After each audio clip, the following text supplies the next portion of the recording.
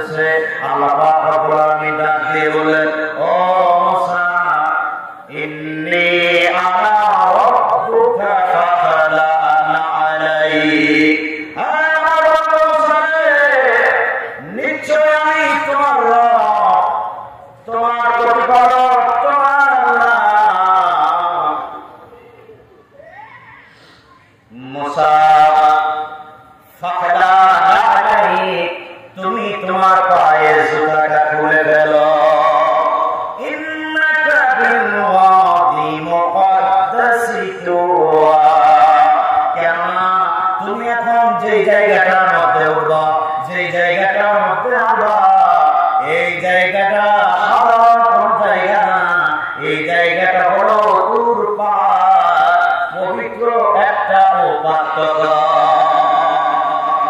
পবিত্র জায়গায় তুমি জুতা পরে আইসো না। মুর্শিদের দরবার, ভক্তের দরবার। এক হাদিসে নবী বলে গেছেন কি, মানুষ মারা গেলে তার কোনো আমল করা থাকে না, নিজে আমল করতে পারে না। মুসা আলাইহিস সালাম নিজে নামাজ পড়তেছে, তিনি কি মানুষ না জিন নাকি ফেরেশতা? মুসা আলাইহিস সালাম মানুষ কিনা? এখন যদি ওই হাদিসে এখানে এই হাদিস না পড়ে ওই হাদিসের আলোচনা খালি দিয়ে গেলাম যে মানুষ সবাই মানুষ, ঠিক কিনা? তো মুসা আলাইহিস সালাম মানুষ আর আমরা মানুষ কি এক হয় না?